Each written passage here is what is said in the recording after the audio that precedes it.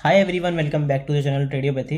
तो सबसे पहले थैंक्स अलॉट जिन्होंने भी चैनल को सब्सक्राइब करा। लास्ट वीडियो पे काफ़ी ठीक ठाक व्यूज़ आए लेकिन सब्सक्राइबर्स बढ़े। जिन्होंने भी सपोर्ट दिखाया उनको तहे दिल से शुक्रिया। लेकिन फिलहाल बात करते हैं भाई मार्केट्स किस तरीके से रिएक्ट कर सकते हैं मंडे के दिन, क्योंकि सबको बेसब्री से इंतजार है मंडे का। जैसे कि मैंने थंबनेल में भी मेंशन करा है कि देखो रिलायंस के रिजल्ट्स आए, एचडीएफसी बैंक के रिजल्ट आए, आईसीआईसीआई बैंक के रिजल्ट आए, axis bank, Kotak bank, PNB और बड़ी एक्सिस बैंक, काफ़ी सारे बैंकिंग के रिजल्ट्स आए, काफ़ी बड़ी कंपनीज के रिजल्ट्स आए। तो कहीं ना कहीं मार्केट्स आपको एक अलग तरीके से मूव करता हुआ दिख सकता है, क्योंकि जब इतनी बड़ी बड़ी कंपनीज के रिजल्ट्स एक ही साथ आ जाते हैं तो मार्केट्स में कहीं ना कहीं डायरेक्शन प्ले आउट करना थोड़ा सा मुश्किल होता है। मार्केट आपको फ्लक्चुएशन दिखा सकता है। तो सारी चीज़ें मैं डिटेल में डिस्कस करूंगा। एक चीज़ मैं स्टार्टिंग में ही बता दूं कि भाई जिसने भी वो माय पर्सनल गेम प्लान वाली वीडियो नहीं देखी है जरूर जाकर देख लो, जिसमें मैंने बड़े टाइम फ्रेम पर डिस्कस करा है कि मार्केट्स में क्या देखने को मिल सकता है। रिलायंस के रिजल्ट भी इसी वीडियो में डिस्कस करें डिटेल में, और सारी चीज़ें मैंने आपको डिटेल में बताई हैं। तो आई बटन पर मैं लिंक करते रहूँ, अभी तक नहीं जाकर देखिए तो इस वीडियो के बाद जरूर जाकर देख लेना, नहीं तो चैनल पर जाकर डायरेक्ट देख सकते हो। बात करते हैं कि भाई बैंकिंग के रिजल्ट किस तरीके से आए, क्या मार्केट्स को आगे की तरफ ट्रिगर कर सकता है, वॉर से रिलेटेड क्या अपडेट है, प्लस कौन से अभी भी ट्रिगर पॉइंट बचे हुए हैं जो बैंकिंग सेक्टर को या फिर ओवरऑल मार्केट्स को रिएक्ट करने पे मजबूर कर सकते हैं। क्या अच्छी अपॉर्चुनिटीज मिल सकती है, क्योंकि हमने बड़े टाइम फ्रेम पर ऑलरेडी देखा हुआ है। इस वीडियो में मैंने डिटेल में आपको बताया कि मार्केट कहीं ना कहीं एक कंसोलिडेशन फेज में है, और कंसोलिडेशन जब टूटेगा, कब टूटेगा कंसोलिडेशन, जब कोई ट्रिगर आएगा। और मार्केट को अच्छे ट्रिगर्स मिल रहे हैं, तो जब कंसोलिडेशन टूटेगा तो बड़ा मोमेंटम आएगा। तो वो बड़ा मोमेंटम अब मिस ना कर दो, इसलिए आज की वीडियो को पूरा देखना कि अगले वीक या फिर बेसिकली मंडे को इंट्राडे में किस तरीके से प्लान करना है, बड़े टाइम फ्रेम पर क्या देखने को मिल रहा है, सब कुछ इस वीडियो में मैं डिस्कस करूंगा। टेलीग्राम ग्रुप के बारे में भी डिस्कस करेंगे कि भाई किस तरीके से ज्वाइन कर सकते हो, क्या क्या चीज़ें मैं अपडेट करता हूँ तो उसके बारे में बता दूंगा। तो ज़्यादा टाइम वेस्ट नहीं करेंगे, लेकिन उससे पहले अगर कंटेंट अच्छा लगता है, सारी चीज़ें समझ में आती हैं, तो चैनल को सब्सक्राइब जरूर करके रख लेना, ऑल वाला बटन दबा लेना, क्योंकि मैं कई बार लाइव आता हूँ तो कई लोगों को नहीं पता होता कि भाई कब आप लाइव आते हो कब नहीं आते हो, तो वो मेरे शेड्यूल पर डिपेंड रहता है। तो टेलीग्राम ग्रुप पर तो मैं अपडेट कर ही देता हूँ, लेकिन जिन्होंने टेलीग्राम ग्रुप अपडेट नहीं कर रखा, जिन्होंने ज्वाइन नहीं कर रखा, तो उनको अपडेट मिल सकता है भाई आई बटन से। सो मेक श्योर आई वाला बटन दबा के जरूर रखना, सारी चीज़ें आपको टाइम टू टाइम मिलती रहे। और एक रिक्वेस्ट मेरी छोटी सी रहेगी कि अभी तक वीडियो को लाइक नहीं करा है तो लाइक जरूर कर देना, क्योंकि आपका लाइक, आपका सब्सक्रिप्शन, आपका कॉमेंट ही है जो मुझे एक अच्छी खासी एक एनकरेजमेंट, एक बूस्ट प्रोवाइड करता है। इससे मुझे एक भी रुपया नहीं मिलता, लेकिन उससे मुझे बूस्ट मिलता है कि मैं बेटर से बेटर कंटेंट आपके लिए बना पाऊँ। तो ज़्यादा टाइम वेस्ट नहीं करेंगे, बिना किसी टाइम वेस्ट के अपनी तगड़ी सी वीडियो को स्टार्ट करते हैं। अभी भी मैंने CNBC TV 18 का ये वेब पेज खोला हुआ है। इसमें यहाँ पर आपको दिख रहा होगा कि भाई लाइव कम्युनिकेशन, लाइव स्पीच चल रही है। जो भी बैंकिंग के सीईओ है, जैसे HDFC बैंक के सीईओ की live speech, Kotak Mahindra bank के सीईओ की लाइव स्पीच, और काफ़ी सारे बैंकिंग के ICICI बैंक हो गया, PNB हो गए, इन सब ये सारी अपनी एक्सिस बैंक के जो सीईओ हैं वो सारी चीज़ें अपने बता रहे हैं कि भाई इस तरीके का रिजल्ट रहा है, क्या आता दिख सकता है, क्या आता नहीं दिख सकता। तो आपको क्लियरली दिखेगा कि स्पीच में भी HDFC बैंक वाले जो है वो क्या कह रहे हैं, वो ये कह रहे हैं कि भाई कंपटीशन कहीं ना कहीं इंटेंस है और बैंकिंग सेक्टर में कहीं ना कहीं प्रेशर देखने को मिल सकता है। मैं ये नहीं कह रहा हूँ कि देखो डायरेक्टली कह रहे हैं, लेकिन लिटरली आपको बताऊँ तो वो सारी चीज़ें आपको देखने को मिल सकती हैं। अब सबसे पहले आपको टेलीग्राम ग्रुप पर लेके चलता हूँ।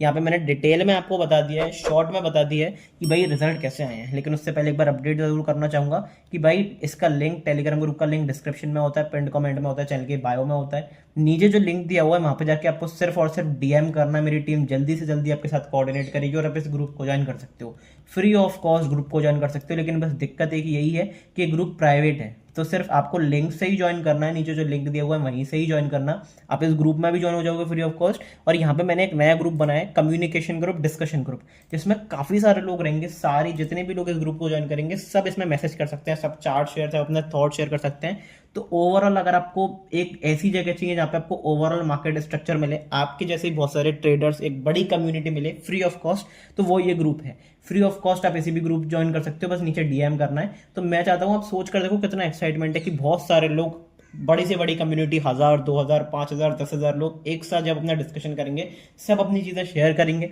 सब अपना पोर्टफोलियो शेयर कर सकते हैं, कुछ बातें शेयर कर सकते हैं, सारी चीज़ें आपको यहाँ पे शेयर होती है मिलेंगी, मार्केट से रिलेटेड, फाइनेंशियल मार्केट से रिलेटेड, इकोनॉमी से रिलेटेड। तो काफ़ी मजा आएगा और हमेशा की तरह एंजॉयमेंट इस ग्रुप में रहेगा ही। सो मेक श्योर भाई नीचे जो लिंक दिया हुआ है वहाँ पे जाके मैसेज कर देना, फ्री ऑफ कॉस्ट आप इन दोनों ग्रुप्स में ज्वाइन हो सकते हो। नीचे जो लिंक दिया हुआ है वहीं पर जाके मैसेज करना, कहीं और पर मैसेज करोगे तो अनफॉर्चुनेटली मैं भी भाई आपके लिए कुछ नहीं कर पाऊंगा। तो नीचे जो लिंक दिया हुआ है बस वहीं पे जाके मैसेज करना है।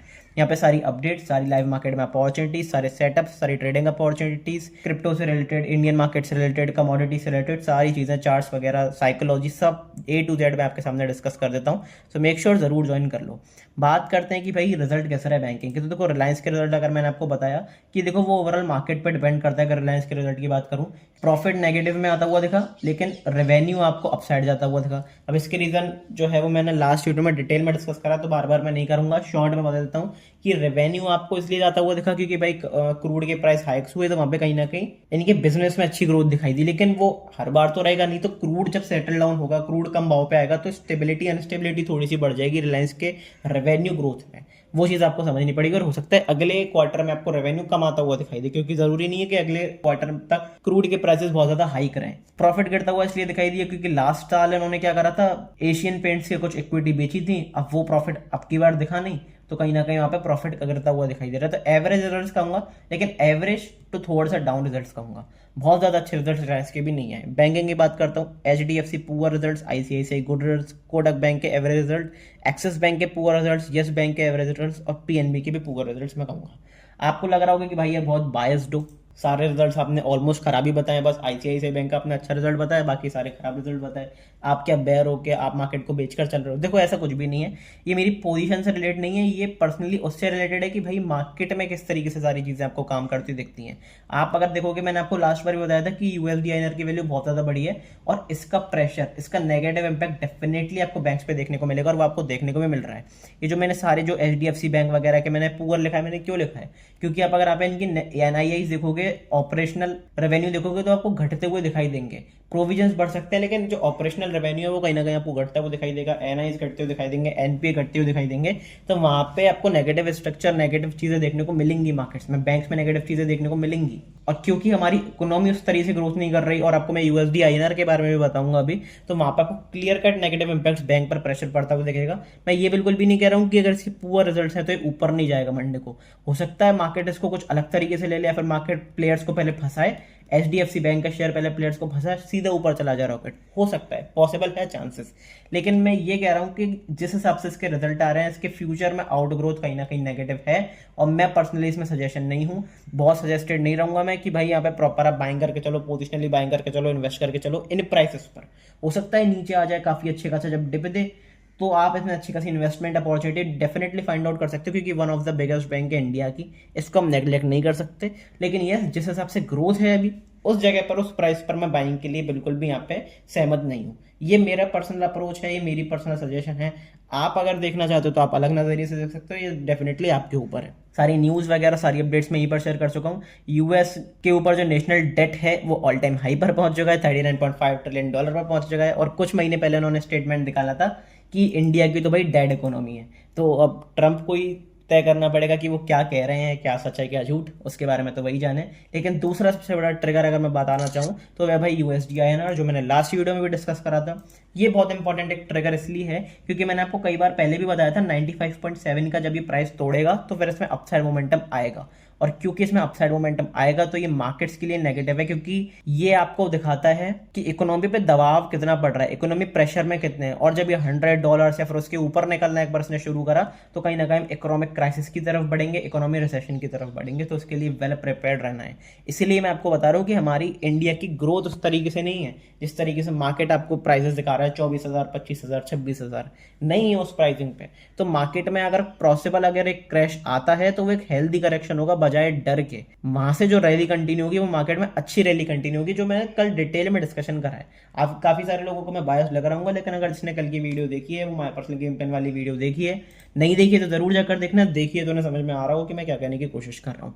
बढ़ते हैं कि मंडे को क्या देखने को मिल सकता है मार्केट्स में, क्या क्या ट्रिगर्स रहेंगे, किस तरीके से अपॉर्चुनिटी फाइंड आउट करनी है इंटरडे बेसिस पर। लेकिन वीडियो अच्छी लग रही हो तो लाइक जरूर कर देना। अगर मैं बात करता हूँ डेली टाइम फ्रेम पर, तो एक इंपॉर्टेंट लेवल जिसके बारे में मैंने लास्ट टाइम में डिस्कशन करा था, दैट इज 24,550 से लेकर 24,600। ये अल्टीमेट रेजिस्टेंस वाला एरिया है। अब ये सिर्फ नॉर्मल रेजिस्टेंस नहीं है, ये एक ऐसा स्ट्रक्चर है, ये एक ऐसा एरिया है जहां पे मार्केट स्ट्रक्चर भी चेंज होगा। क्यों? पहले अगर आप बड़े टाइम फ्रेम पर, वीकली टाइम फ्रेम पर भी जाकर देखोगे तो आपको दिखेगा कि हम हायर हाइस हायर लोस की फॉर्मेशन में चल रहे थे। लेकिन जब ये स्विंग लो टूटा ना, तो मार्केट ने नेगेटिव स्ट्रक्चर दिखाया, नेगेटिव स्ट्रक्चर बनाया।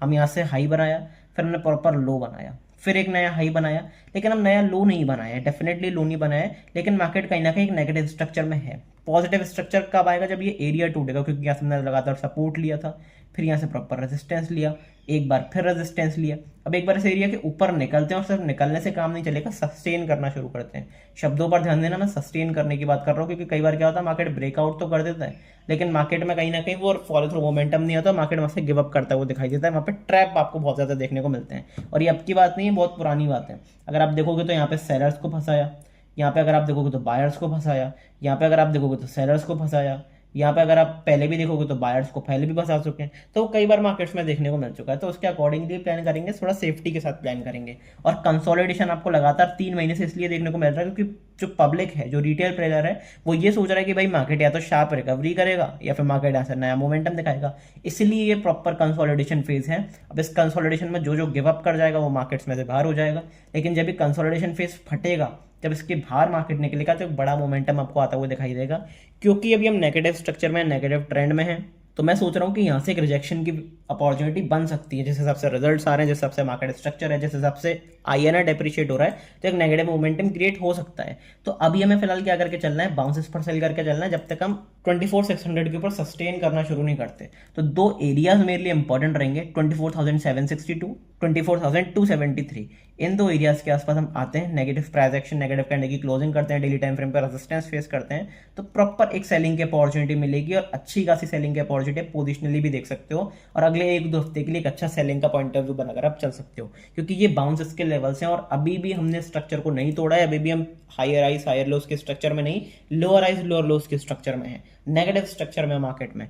तो कहीं ना कहीं वहां से एक अपने को दोबारा सेलिंग देखने को मिल सकती है, और एग्रेसिव सेलिंग कब मिलेगी, जब इन लोस को तोड़ेंगे, जब लिक्विडिटी हंट होगा, लिक्विडिटी स्वीप होगा, तो प्रॉपर एक बड़ी सेलिंग मार्केट्स में दिखाई देगी। अगर मैं बात करता हूं कि चलो मंडे के दिन या फिर 2 दिन में क्या देखने को मिल सकता है, तो आपको एक चीज डेफिनेटली देखने को मिल रही होगी, जो मैंने आपको लास्ट वीडियो में बताई थी, कि जो बहुत बड़ी कैंडल थी जो हमने बनाई थी 8 जुलाई को, उसके अंदर ही हम ट्रेड करना शुरू कर रहे थे। जो अपनी रेंज थी 24,300, 23,800। अब मार्केट ने इसके ऊपर क्लोजिंग दे दी है, लेकिन देखने वाली बात मंडे को ये होगी कि इसके ऊपर फॉलो थ्रू मोमेंटम आएगा, या फिर जितने भी बायर स्टेप हुए हैं यहाँ पे एक प्रॉपर दोबारा सेलिंग देखने को मिलेगी मार्केट्स में, ये देखने वाली बात होगी। और ये पूरा सिनेरियो अगर आप देखोगे, तो मैंने आपको टेलीग्राम ग्रुप पर भी बताया था, यही एक्सपीरियंस होता है, यही सारी चीज़ें होती हैं। लास्ट 14 ईयर से मैं सारी चीज़ें आपको बता रहा हूँ, सिखा रहा हूँ, मतलब मैं पर्सनली ट्रेड कर रहा हूँ। ये यूट्यूब चैनल मैंने अभी नया बनाया हुआ है, वो मैंने आपको लास्ट में सारी चीज़ें बताई थी। मैंने यहाँ पे देखो लाइव में भी लिखा था, मैंने यहाँ पे प्रॉपरली आपको सारी चीज़ें बताई थी। और जब मैं लाइव आया था फ्राइडे के दिन, तो भी आपके साथ मैंने डिस्कशन करा था। क्या डिस्कशन करा था कि मैंने यहाँ पे बताया था कि शुरू में मार्केट आपको साइडवेज बनता हुआ दिखाई दे सकता है, लेकिन सेकेंड हाफ में एक बड़ा मोमेंटम आएगा, एक बड़ा मूव आ सकता है, जो कि एक हाई फ्रिक्वेंसी ट्रेडर्स को फंसा सकता है। और शार्प अपसाइड मोमेंटम आया। अब देखने वाली बात ये होगी कि जिन्होंने भी लास्ट लेग में बाइंग करी है, क्या वो ट्रैप है या फिर उसका फॉलो थ्रू मोमेंटम उन्हें मंडे को देखने को मिलेगा। बहुत अच्छी अपॉर्चुनिटीज आपको डेफिनेटली मंडे को देखने को मिल सकती हैं, दोनों तरफ, बाइंग की तरफ भी, सेलिंग की तरफ भी, स्टॉक में भी, इंडेक्स में भी। तो वेल प्रिपेयर्ड रहना। हो सकता है पॉसिबली मैं लाइव आऊँ, तो टेलीग्राम ग्रुप जरूर ज्वाइन कर लेना। कोई भी अपडेट आपको लाइव आने की यहीं पर मिलेगी, और नोटिफिकेशन वाला बटन जरूर दबा कर रखना चैनल पर, तो सारी अपडेट्स आपको यहीं पर देखने को मिलेंगी चैनल पर। ठीक है, बात करते हैं कि भाई इंट्राडे में क्या अच्छी अपॉर्चुनिटी मिल सकती है, निफ्टी में ऑप्शन चेन क्या कह रही है, उसके बारे में भी प्रॉपर डिटेल में डिस्कशन करते हैं। सबसे पहले एक बार ऑप्शन चेन का डिस्कशन मैं स्टार्टिंग में ही कर लेता हूं। तो अगर आप देखोगे क्लियर कट आपको देखने को मिलेगा 24,400 पर एग्रेसिव, सबसे ज्यादा एग्रेसिव अभी आपको आसपास देखने को मिलेगी कहीं कॉल राइटिंग, तो वो 24,400 पे देखने को मिलेगी, या फिर 24,500 पे भी अगर आप जाओगे तो भी आपको अच्छी खासी कॉल राइटिंग देखने को मिलेगी 24 करोड़ के आसपास। लेकिन अगर मैं एग्रेसिव पुट राइटिंग की बात करता हूं, तो 24,200 के आसपास आपको एग्रेसिव पुट राइटिंग देखने को मिलेगी 100 पे और 24,000 पे। तो 24,200 के अगर मार्केट नीचे निकलना शुरू करता है, तो कहीं ना कहीं मार्केट्स में आपको हो सकता है एक लॉन्ग अनवाइडिंग बनती हुई दिखे। लेकिन अगर 24,400 के ऊपर निकलना शुरू करते हैं, तो फिर आपको शॉर्ट कवरिंग भी बनती हुई दिखाई दे सकती है। अब मंडे को मार्केट में अच्छी अपॉर्चुनिटी कैसे मिलेगी?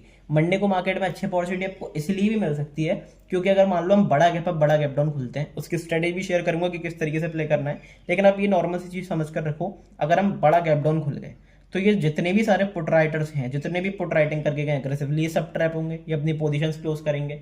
अगर ये पोजीशंस क्लोज करेंगे तो हो सकता है मार्केट और फर्दर आपको नीचे जाता हुआ दिखाई दे एक बाउंस के बाद।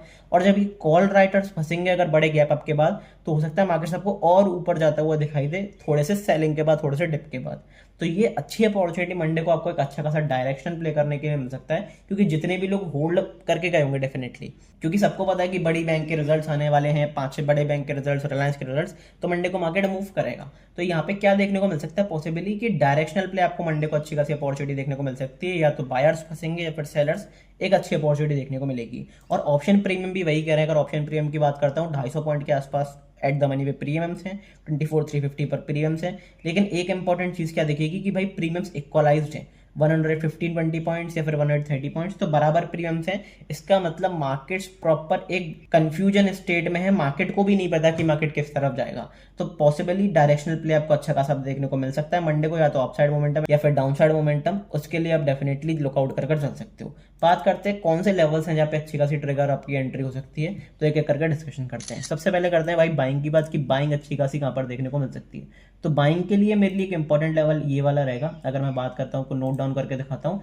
That is 24,365। यहाँ पे मैं लिख भी देता हूँ 24,365 के ऊपर निकलने से काम नहीं चलेगा, इसके ऊपर निकलते हैं, पॉजिटिव कैंडल की क्लोजिंग करते हैं 15 मिनट टाइम फ्रेम पे, on the upside intraday basis पर एक अच्छी खासी अपॉर्चुनिटी प्लान कर सकते हो डेफिनेटली, क्योंकि ये एरिया इंपॉर्टेंट है। यहाँ से हमने रेजिस्टेंस लिया, सपोर्ट लिया, पहले रेजिस्टेंस लिया और एक गैप जो यहाँ पे पेंडिंग था, एक गैप भी फेल हुआ है। अगर आपने देखा होगा तो यहाँ से हमने रिजेक्शन इसलिए लिया था क्योंकि यहाँ पे गैप फेल हुआ है, लेकिन फिर मार्केट ने ऊपर जाने की कोशिश करी, ऐसे रिजेक्शन दिखाया। तो एक बार इस एरिया के ऊपर निकलते हैं, सस्टेन करना शुरू करते हैं, क्लोजिंग करते हैं पॉजिटिवली 15 मिनट टाइम फ्रेम पर, इंट्राडे बेसिस पर आप एक अच्छी खासी अपॉर्चुनिटी बना सकते हो और बिंदास बाइंग करके चल सकते हो। तो ये एक अच्छा खासा बाइंग का एरिया रहेगा पहला। दूसरी बाइंग की अपॉर्चुनिटी आपको मिलेगी डिप पर। अगर कोई अच्छा एक बड़ा डिप देखने को मिलता है तो डरना नहीं है, अच्छी बाइंग आप कर सकते हो। कौन से एरियाज के आसपास अच्छी खासी बाइंग की अपॉर्चुनिटी देखने को मिल सकती है, दो एरियाज मेरे पास रहेंगे, 24,189, 23,975।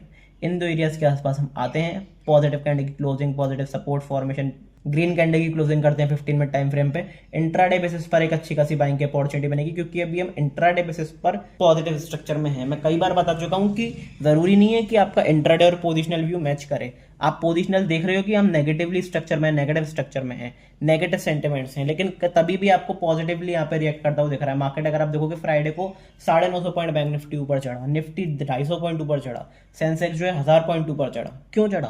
क्योंकि इंट्राडे बेसिस पर बायस अलग होता है, पोजिशनली बायस अलग होता है। तो आपको समझना पड़ेगा कि आप इंट्राडे ट्रेड कर रहे हो या फिर पोजिशनली ट्रेड कर रहे हो। तो दो बाइंग की अपॉर्चुनिटी अच्छी खासी हो गई। बात करते हैं सेलिंग की अपॉर्चुनिटी आपको कहाँ पे मिलेगी। तो पहला सेलिंग का ट्रिगर जो होगा वो आपका होगा भाई इस एरिया के नीचे, 24,185 के नीचे, जो कि डिप वाला एरिया भी है। तो अगर हम इस एरिया के नीचे निकलते हैं, नेगेटिवली क्लोज करते हैं 15 मिनट टाइम फ्रेम पर, अच्छी सेलिंग की अपॉर्चुनिटी मिलेगी। अब आप कंफ्यूज हो रहे हो कि भाई इस एरिया के आसपास आपको करना क्या है। आपने बाइंग भी बता दी कि बाइंग करके चल सकते हो, सेलिंग भी बता रहे हो, तो आपको कुछ नहीं करना, निफ्टी को डिसाइड करने दो, मार्केट को डिसाइड करने दो। इस एरिया के आसपास हम आते हैं, पॉजिटिव कैंडल की क्लोजिंग करते हैं 15 मिनट टाइम फ्रेम पे, क्योंकि डिप वाला एरिया है और पॉजिटिव कैंडल की क्लोजिंग मिलती है, कंफर्मेशन मिलता है, तो एक बाइंग अपॉर्चुनिटी प्लान कर सकते हैं अच्छे एसएल के साथ। और अगर इसके नीचे निकल जाते हैं और नेगेटिव कैंडल की क्लोजिंग करते हैं, क्योंकि ये एरिया स्विंग लो वाला एरिया, यहाँ से अच्छा खासा सपोर्ट पहले भी लिया हुआ है, रेजिस्टेंस भी लिया हुआ है, रेजिस्टेंस भी लिया हुआ है, तो इस एरिया के नीचे निकलते हैं, डिप का एरिया क्रॉस होता है तो सेलर्स डोमिनेट करेंगे, और जब इस एरिया के नीचे निकलकर क्लोजिंग करेंगे तो एक सेलिंग का कंफर्मेशन मिलेगा। तो आपको डिसाइड नहीं करना, यहाँ पे अगर पॉजिटिव कैंडल की क्लोजिंग होती है, पॉजिटिव फॉर्मेशन बनता है, सपोर्ट फॉर्मेशन, तो बाइंग करके चलेंगे, नीचे निकलते हैं, रेजिस्टेंस लेते हैं, सेलिंग अपॉर्चुनिटी मिलती है, तो फिर प्रॉपर सेलिंग करके चलेंगे। निफ्टी को डिसाइड करना है तो आपको यहाँ पे कुछ भी डिसाइड नहीं करना, जो प्राइस दिखाए 15 मिनट टाइम फ्रेम पे वही आपको इंट्राडे बेसिस पर करना है। तो ये कुछ बाइंग और सेलिंग की अच्छी अपॉर्चुनिटीज। अच्छा, बड़ा गैप है, बड़ा गैप डाउन खुल गया तो क्या करना है, बहुत सिंपल सेटअप है, लेकिन 10 में से 7 बार काम करता है, 70-80% एक्यूरेसी रहती है। 100 पॉइंट से ऊपर का गैप अप गैप डाउन अगर खुलते हैं, आपको कुछ भी नहीं करना, फर्स्ट 30 मिनट की रेंज को मार्क करो, यहाँ पे मैं लिख भी देता हूँ, फर्स्ट 30 मिनट की रेंज को मार्क करो। 15 मिनट टाइम फ्रेम पर अगर ये अपसाइड तोड़ती है बाइंग करेंगे, डाउन साइड तोड़ती है सेलिंग करेंगे। बहुत सिंपल सेटअप है ये, मेरा ऑलमोस्ट मैं 10 साल से इस सेटअप को यूज कर रहा हूँ, 10 में से 7, 10 में से 7.5, 8 बार आपको कई बार ये सेटअप काम करता हुआ दिखेगा। 1:2 का रिस्क रिवॉर्ड आपको इजीली मिल जाता है, तो ये अच्छी अपॉर्चुनिटी हो सकती है इंट्राडे बेसिस पर। लेकिन मैं एक चीज जरूर करना चाहूंगा कि कल खुलते ही आपको कोई ट्रेड करना नहीं चाहिए, ऑलमोस्ट आप 9:45 तक वेट करना, 9:45 AM तक, क्योंकि वॉलेटिलिटी शार्प रहेगी, तो हो सकता है आप ट्रैप हो जाओ। और मंडे के बाद ट्यूसडे को जस्ट एक्सपायरी है निफ्टी की, तो उसके लिए भी आपको वेल प्रिपेयर्ड रहना है। तो कल अवॉइड करना कि स्टार्टिंग में ट्रेड ना करो, 9:45-10 बजे के आसपास अगर कोई अपॉर्चुनिटी मिलती है तो देखो, नहीं तो थोड़ा सा वेट करने की कोशिश करो। लेकिन जो भी कुछ होगा टेलीग्राम ग्रुप पर मैं बता दूंगा, अगर लाइव आता हूँ तो वो भी मैं सारी चीज़ें अपडेट कर दूंगा।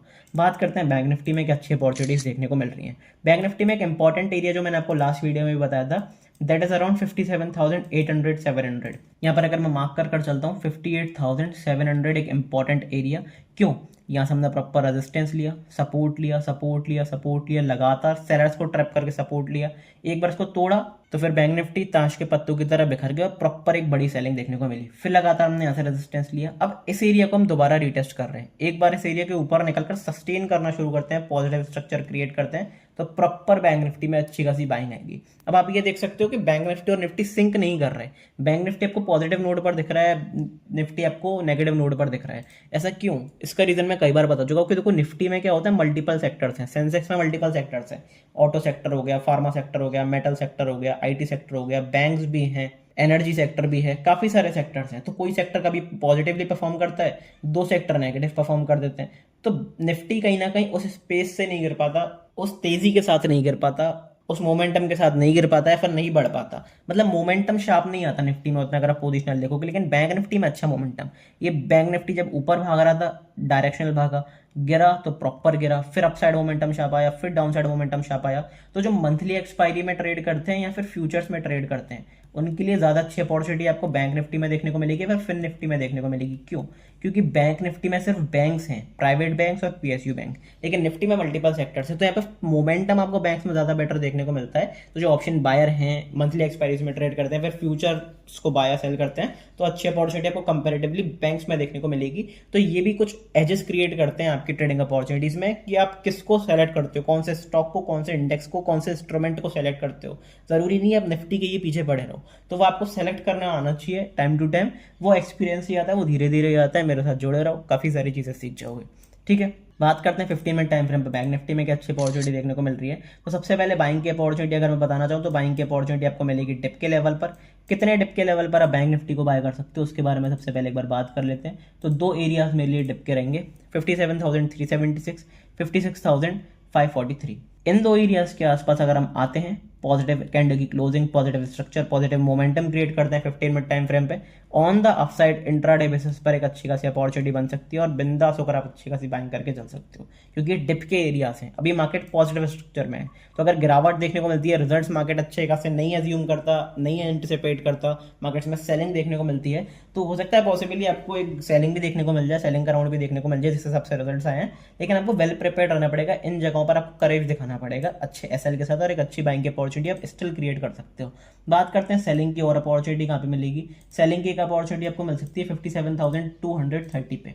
58,230 के नीचे हम निकलते हैं, नेगेटिव कैंडल की क्लोजिंग करते हैं 15 मिनट टाइम फ्रेम पे, बिंदास होकर एक सेलिंग अपॉर्चुनिटी मिलेगी, क्योंकि ये बहुत इंपॉर्टेंट एरिया था अपना। यहाँ से हम प्रॉपर बार बार रेजिस्टेंस लिया, रेजिस्टेंस लिया, रेजिस्टेंस लिया, रेजिस्टेंस लिया, एक बार तोड़ा, प्रॉपर बड़ी तरीके से तोड़ा, अच्छे वॉल्यूम के साथ तोड़ा।